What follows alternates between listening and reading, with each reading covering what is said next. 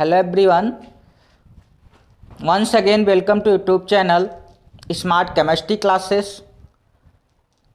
आज आपको जो पढ़ाने वाले हम वो है निबिड़ संकुलित संरचना। निबिड़ संकुलित संरचना के बारे में आज हम स्टडी करेंगे यहाँ पे। उससे पहले आपको बता दें कि आप लोग कॉपी पेन लेके बैठ जाइए और अच्छे से नोट्स बनाइए और उसको रिवाइज भी कीजिए। साथ साथ इस टॉपिक में जो भी चीज़ें आपको समझ में नहीं आती आप कमेंट सेक्शन में पूछ भी सकते हैं। उसके लिए आपको स्पेशल से वीडियो बना दिया जाएगा और आपको समझ में आ जाएगा। अगर आपको इस टॉपिक से रिलेटेड कोई भी चीज़ें समझ में नहीं आती हैं तो आप उसको नोट कीजिए कॉपी पे और दोबारा से आप मुझसे पूछिए, मैं आपको क्लियर करवा दूंगा। अभी आप जो भी चीज़ें मैं बताने जा रहा हूँ, जो चीज़ें आपको पढ़ाने जा रहे हैं, उन चीज़ों को ध्यानपूर्वक देखिए, तन मन से बैठिए पढ़ने के लिए और अच्छे से पढ़िए। अभी देखिए हम लोग क्या स्टार्ट करने वाले हैं, निबिड़ संकुलित संरचनाएं। निबिड़ संकुलित संरचनाएं क्या होती हैं? Close packing structure of solid. Close packing structure of solid यानी क्लोज पैकिंग मतलब एक क्लोज स्ट्रक्चर। क्लोज स्ट्रक्चर मतलब जैसे देखिए, जैसे आप लोग मान लीजिए मैं आपको बोलूं कि एक झोला लेके आपको मार्केट भेज दूं और उस झोले में बोलूं इतना सामान इसमें भर दीजिए कि इसमें कुछ स्थान ना बचे, यानी उसमें कोई स्थान ना बचे।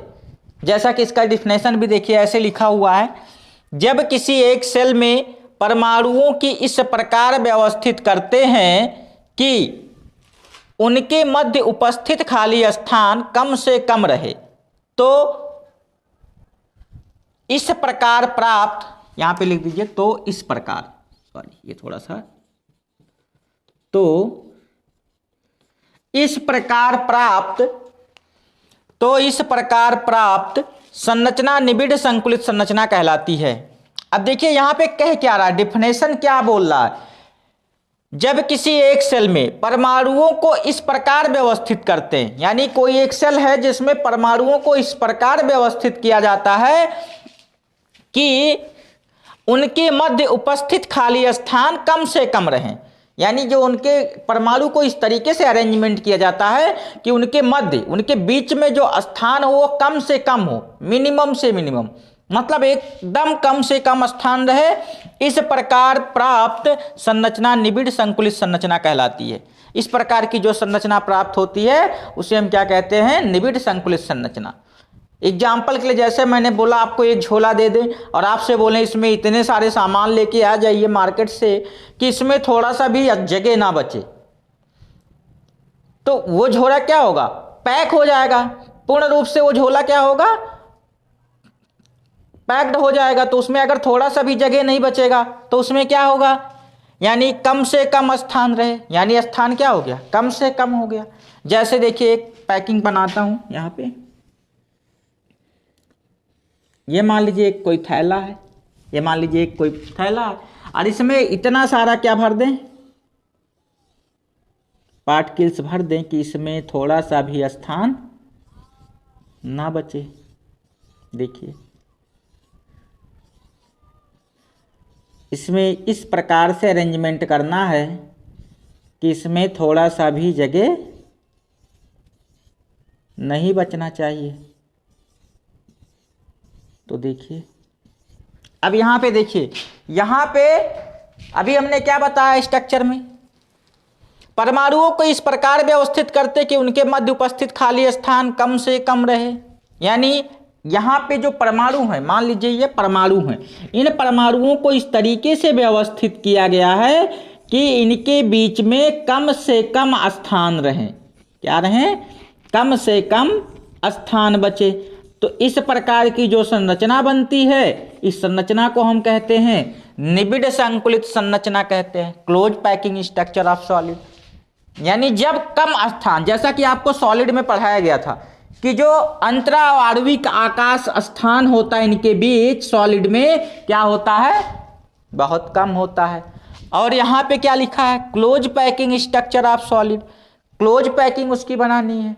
तो सॉलिड बनानी है, तो सॉलिड में क्या होते, इसके बीच में स्थान क्या होते, अंतराणुक स्थान ना के बराबर होता है। तो ये क्या है, ना के बराबर है। यहाँ पे जो स्थान बचे वो इस प्रकार से इन परमाणुओं का अरेंजमेंट करना है कि इनके बीच में जो स्थान बचे वो क्या बचे, ना के बराबर बचे, यानी कम से कम बचे।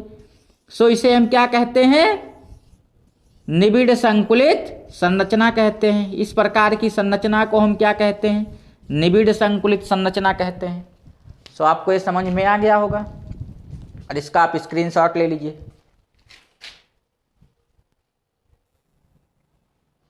तो अब देखेंगे हम लोग निबिड़ संकुलित संरचनाओं के प्रकार। अभी हम लोगों ने निबिड़ संकुलित संरचना पढ़ा, निबिड़ संकुलित संरचना के प्रकार पढ़ना।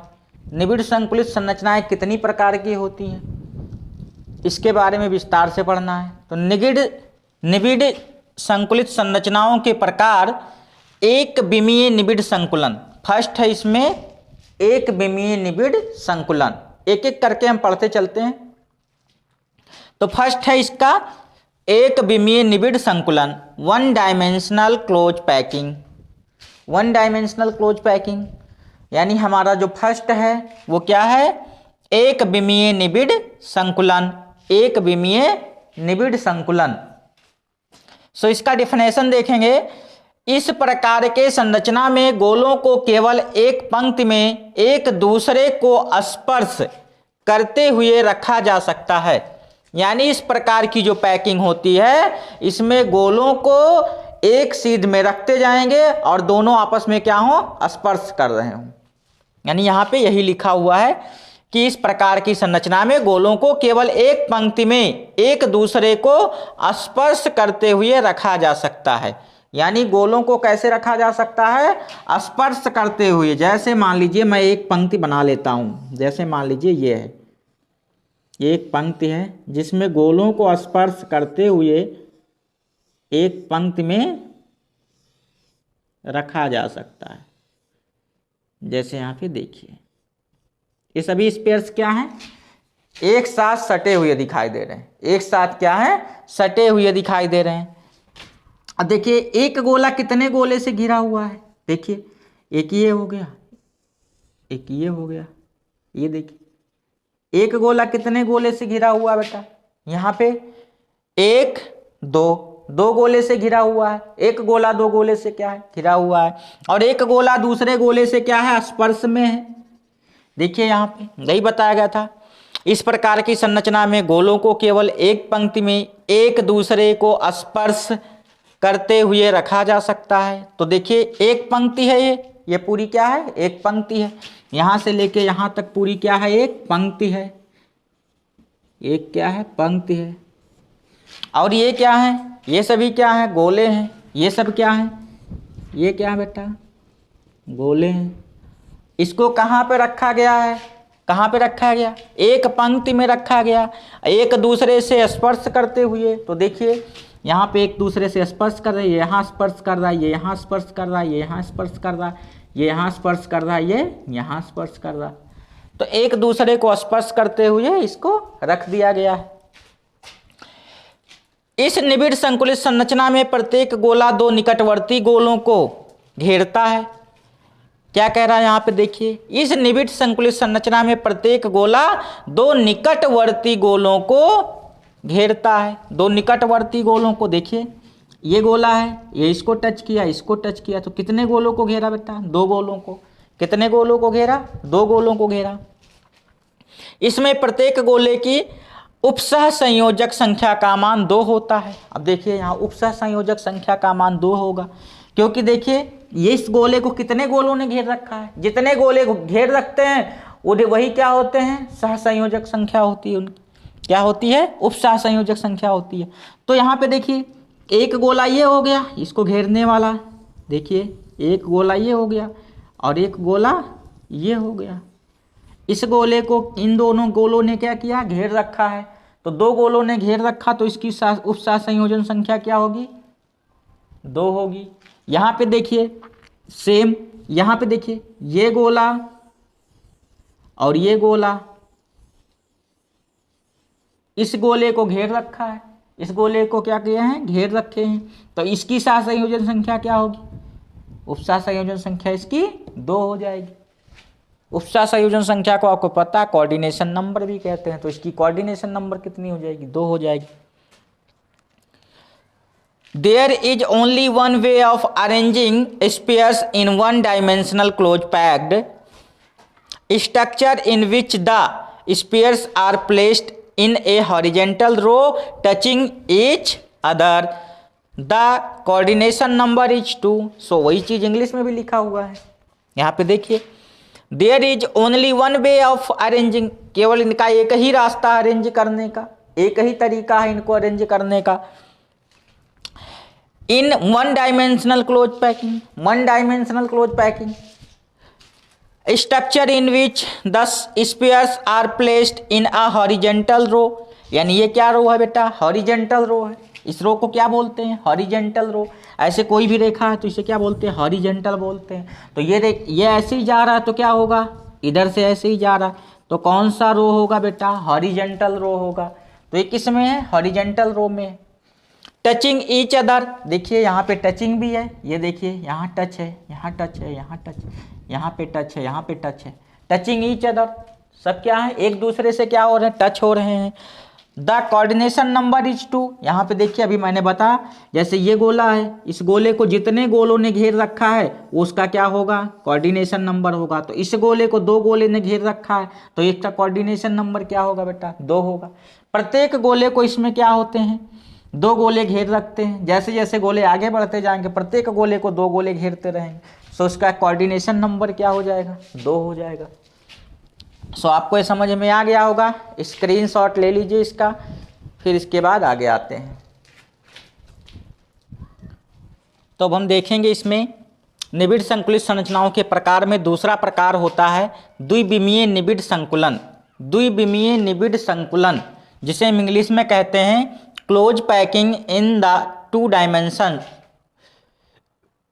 तो 2 डायमेंशंस में अगर हम देखें क्लोज पैकिंग, तो यहाँ पे ध्यान से देखिएगा, यह संरचना गोलों की पंक्तियों को एक साथ व्यवस्थित कर प्राप्त की जाती है। यानी इस प्रकार की जो संरचना होती है द्विविमीय निबिड़ संकुलन, वो क्या होती है, यह संरचना गोलों की पंक्तियों को एक साथ व्यवस्थित कर, यानी गोलों की पंक्तियों को, जैसे अभी हमने बताया था कि एक पंक्ति सीधी जा रही है हॉरिजॉन्टल में, और गोलों की कई पंक्तियों को एक साथ व्यवस्थित कर, मतलब एक हॉरिजॉन्टल नहीं, कई हॉरिजॉन्टल, यानी गोलों की कई पंक्तियों को एक साथ व्यवस्थित कर क्या प्राप्त की जाती है, एक संरचना प्राप्त की जाती है, जिसे हम क्या कहते हैं, द्विविमीय निबिड़ संकुलन संरचना कहते हैं। द्विविमीय संकुलन 2 प्रकार का होता है, अभी आगे आपको हम दिखाएंगे 2 प्रकार के होते हैं, किस प्रकार से, पहला प्रकार दूसरा प्रकार दोनों भी बताऊंगा आपको। 2 dimensional close packed structure can be generated by placing. हम क्या कर सकते हैं इसको, 2 dimensional close packed structure can be generated by placing, यानी इसको प्लेसिंग करने से तैयार होगा। The row of close packed spheres, the row can be combined in the following 2 ways with respect to the first row to build a crystal plane. Means क्या कर सकते हैं, यानी हम किसी भी हॉरिजॉन्टल रोज को एक साथ इकट्ठा करके व्यवस्थित करके क्या बना सकते हैं बेटा, क्लोज पैकिंग इन 2 डायमेंशंस।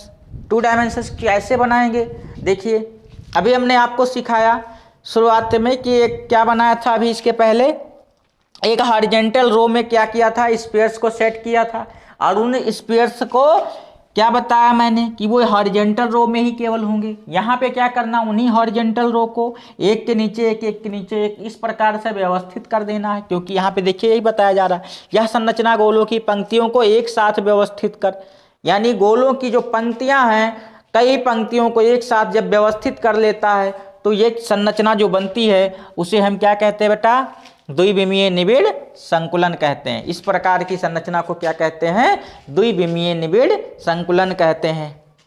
इसका स्क्रीनशॉट ले लीजिए। तो अब देखेंगे द्विविमीय वर्ग निबिड़ संकुलन क्या होती है। Two dimensional square close packing. Two dimensional square close packing में देखिए क्या लिखा हुआ है, द्विविमीय वर्ग निबिड़ संकुलन में प्रथम पंक्ति के पास दूसरी पंक्ति को इस प्रकार से व्यवस्थित किया जाता है या रखा जाता है कि दोनों पंक्तियों के गोले के केंद्र एक ही रेखा में हो। यदि सन्निकट चार गोलों के केंद्रों को जोड़ा जाए तो एक वर्ग प्राप्त होता है। इस प्रकार की बनी संरचना को ए प्रकार की संरचना कहते हैं।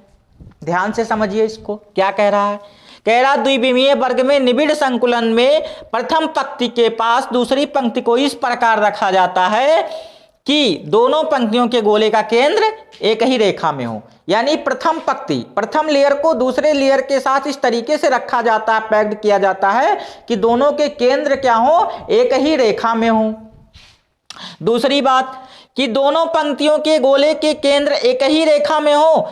दूसरी बात यहां पे है, यदि सन्निकट चार गोलों के केंद्रों को जोड़ा जाए तो एक वर्ग प्राप्त होता है। इनके गोलों को, अगर इनके सन्निकट चार गोलों को, सन्निकट मतलब होता है बेटा निकट, सन्निकट मतलब होता है क्या, एकदम पास, तो एकदम पास वाले गोलों को अगर जोड़ा जाए तो इसका मतलब यह है कि उसके केंद्र में क्या हो, केंद्र के मतलब चार केंद्रों को जोड़ा जाए, यानी उसके जो सन्निकट चार गोले हैं उनके केंद्र को जोड़ा जाए केंद्रों को, तो क्या होगा, एक वर्ग प्राप्त होता है। इस प्रकार की बनी संरचना को ए प्रकार की संरचना कहते हैं। ए प्रकार की संरचना क्यों कहते हैं, क्योंकि सभी जो रो है वो क्या है, बराबर हैं, इक्वल हैं। तो सभी इक्वल हैं तो सभी ए टाइप की संरचना होंगी, और सभी ए टाइप की होंगी तो क्या होगा बेटा, उस संरचना को हम क्या कहेंगे, ए टाइप प्रकार की संरचना हो गई। यहां देखिए इंग्लिश में लिखा, the spheres are packed in such a way that the row have a horizontal as well as vertical alignment. In this arrangement the spheres of second row are exactly above those of the first row.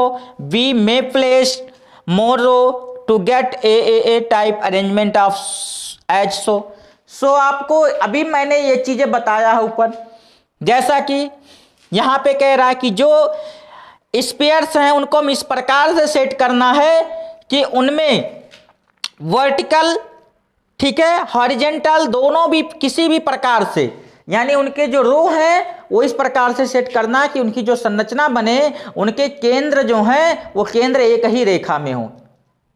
तो इस प्रकार की जो संरचना बनेगी, उस प्रकार की संरचना में अगर उसके चारों तरफ अगर चार प्रकार मतलब चार गोले को ले लिया जाए तो उसके केंद्रों को अगर जोड़ दिया जाए, एक दूसरे को एक रेखाओं द्वारा जोड़ दिया जाए, तो उसमें क्या बनना चाहिए, स्क्वायर बनना चाहिए। क्या बनना चाहिए, स्क्वायर, वर्ग बनना चाहिए।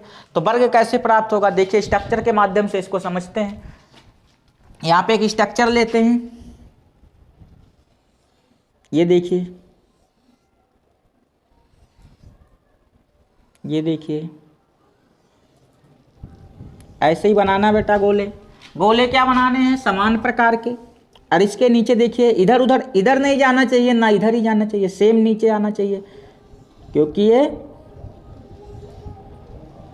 देखिए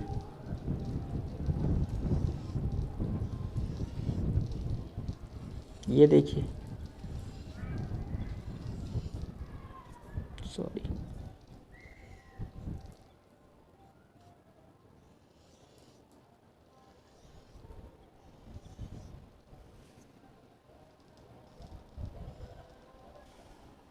देखिए ध्यान से आप लोग, ऐसे ही आपको बनाना है सेम,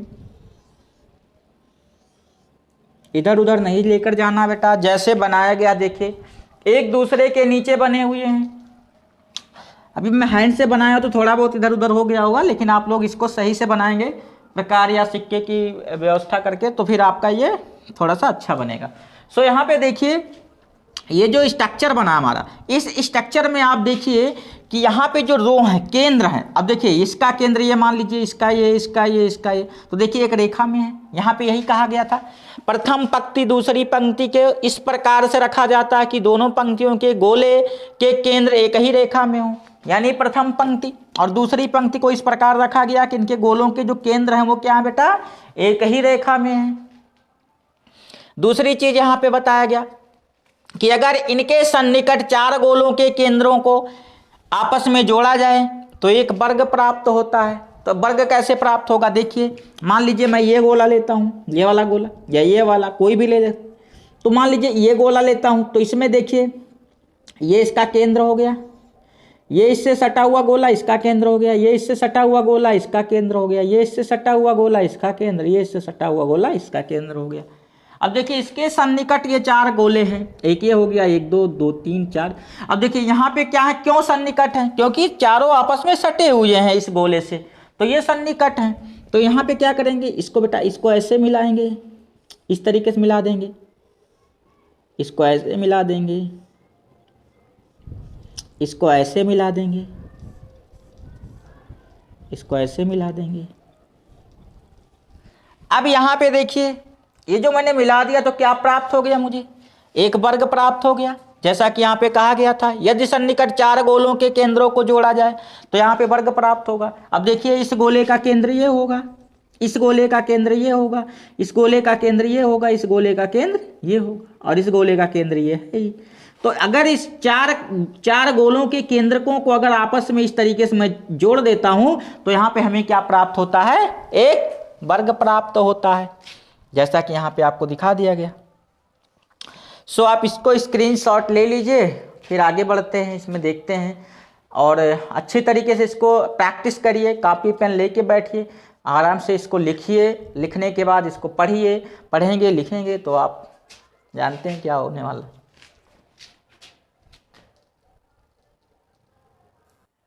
सो अब देखेंगे इसमें षटकोणीय निबिड़ संकुलन। षटकोणीय निबिड़ संकुलन क्या होती है, हेक्सागोनल क्लोज पैकिंग।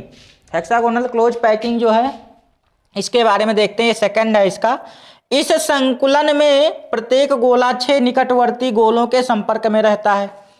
मतलब ये इस प्रकार का संकुलन है जिसके संपर्क में 6 और गोले होते हैं।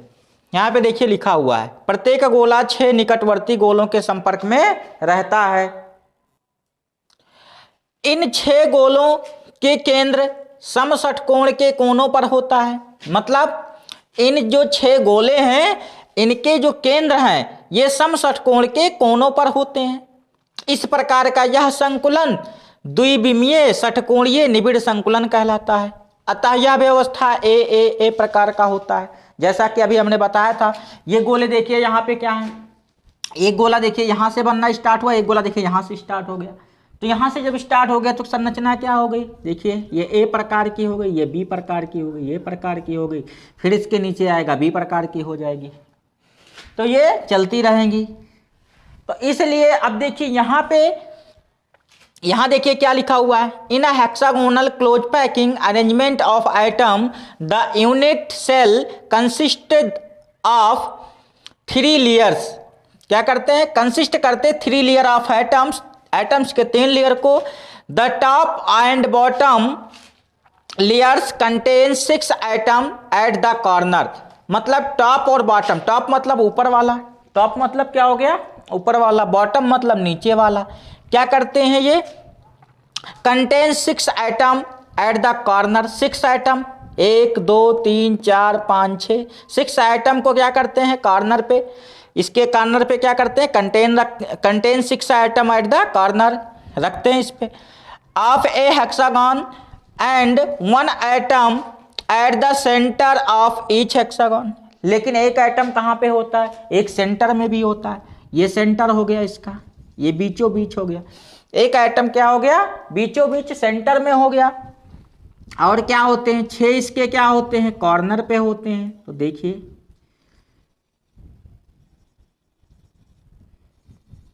अब यहाँ पे देखिए, ये यहाँ पे ये इससे सटा हुआ है, ये इससे सटा हुआ है, इससे सटा हुआ है, इससे सटा हुआ है, ये इससे सटा हुआ और ये इससे सटा हुआ है।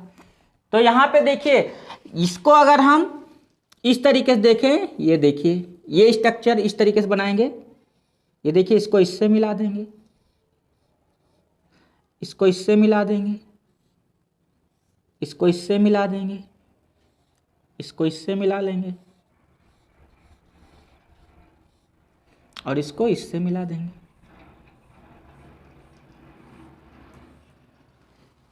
देखिए क्या बन गई, षटकोणीय बन गया। क्या बन गया, षटकोणीय। इसके 6 कोने हैं, 6 कोने होंगे तो क्या होगा, हेक्सागोनल होगा। तो इसके 6 कोने हैं। और यहाँ पे बोल क्या रहा था ये, कि यहाँ पे इसकी पैकिंग अरेंजमेंट इस तरीके से करना है कि इसके जो कॉर्नर हैं उन कॉर्नर पे कितने होने चाहिए, 6 एटम होने चाहिए। तो 1 2 3 4 5 6 एटम हो गए। और एक एटम कहाँ होना चाहिए, यहाँ पे देखिए लिखा हुआ है, and 1 atom at the centre of each hexagonal. एक कहाँ पे होना चाहिए, सेंटर में। तो ये देखिए ये सेंटर में है। तो इस प्रकार की जो स्ट्रक्चर बनती है, इस प्रकार की संरचना को हम क्या कहते हैं, षटकोणीय निबिड़ संकुलन संरचना कहते हैं।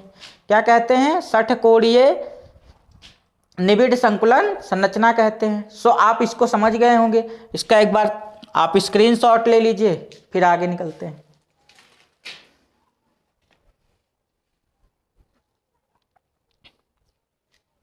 सो आप स्क्रीनशॉट ले लिए होंगे और क्लास यहीं पे आज ख़त्म करेंगे, क्योंकि वीडियोज थोड़ा बड़ा हो जाता है तो अपलोड करने में थोड़ा प्रॉब्लम होता है, क्योंकि नेट बहुत स्लो चल रहा है आजकल। और लॉन्ग टाइप की जो वीडियो बन जाते हैं उसमें अपलोडिंग में बहुत प्रॉब्लम होती है। सो आप लोग को धीरे धीरे करके रेगुलर क्लासेस मिलेंगी, आपको रेगुलर आपको वीडियोज मिलते रहेंगे। एक टॉपिक 2 टॉपिक ही पढ़िए, लेकिन उसको अच्छे से आप एब्जॉर्ब कीजिए अपने माइंड में, कि उसको माइंड मेकअप कीजिए कि मुझे किस तरीके से इसको तैयार करना है, क्योंकि आने वाले बोर्ड एग्जाम के लिए ये सारे जो मैं पढ़ा रहा हूँ सभी इम्पोर्टेंट्स हैं। और इन इम्पोर्टेंट्स को आप अगर अभी से इम्पोर्टेंस देना शुरू करोगे तो आप आने वाले भविष्य में अच्छा कुछ कर सकते हो। लेकिन बाद में इम्पोर्टेंस देने से कुछ फ़ायदा नहीं मिलता है, क्योंकि जब एग्ज़ाम आएगा तो बच्चे सोचेंगे आज याद कर लेंगे। पूरी कॉपी आप सोचिए, एक पूरी कॉपी बन गई, या पूरी कॉपी आप कितने दिनों में याद कर लेंगे। एक दिन में तो आपका माइंड कोई मेमोरी कार्ड तो है नहीं कि एक बार चिप लगाएं डाल दें उसी में। तो इसलिए क्या करना है, आपको जैसे जैसे मैं आपको यहाँ पे पढ़ा रहा हूँ वैसे वैसे आप क्या करिए, रेगुलर उस नोट्स को प्रिपेयर कीजिए, अच्छे से नोट्स बनाइए, कॉपी पेन लेके बैठिए और नोट को रेगुलर पढ़िए भी। ऐसा नहीं कि आपको मैं 10 पेज यहाँ पे लिखवा दूँ और 10 पेज आप लिखिए और बैग में रख के सो जाइए। क्या होने वाला, उससे कोई फायदा नहीं है। अगर आपको 2 टॉपिक 3 टॉपिक अगर आप रेगुलर पढ़ते हैं, 1-2 हेडिंग ही अगर डेली लगाते हैं, तो आपकी कॉपी में आने वाले समय में बहुत सारी हेडिंग्स आने वाली हैं। और इसके अनुसार आप अगर तैयारी करेंगे तो रेगुलर अगर आप तैयारी करेंगे, अगर पर डे आप एक वीडियोज भी देखेंगे, 20 मिनट ही पर डे पढ़ेंगे, तो आपका बहुत ज़्यादा तैयार होने वाला क्वेश्चन। क्योंकि जो बच्चे होते हैं कि वो सोचते हैं कि बहुत सारा पढ़ा दिया गया है, बैग में ले जाके पैक कर देते हैं और उसके बाद स्कूल चले जाते हैं, फिर उनको पढ़ाई लिखाई से कोई मतलब नहीं रह जाता। लेकिन यहाँ पे आपको रेगुलर जिस तरीके से मैं पढ़ा रहा हूँ, रेगुलर आप इसको पढ़ते रहिए, टॉपिक वाइज क्लियर करते रहिए। अगर आपको कहीं बीच में कोई डाउट हो तो आप उसको कमेंट सेक्शन में पूछिए, मैं आपको बताऊँगा। और पढ़ाई लिखाई मस्त से करिए, और बाकी जो भी है, थैंक्स।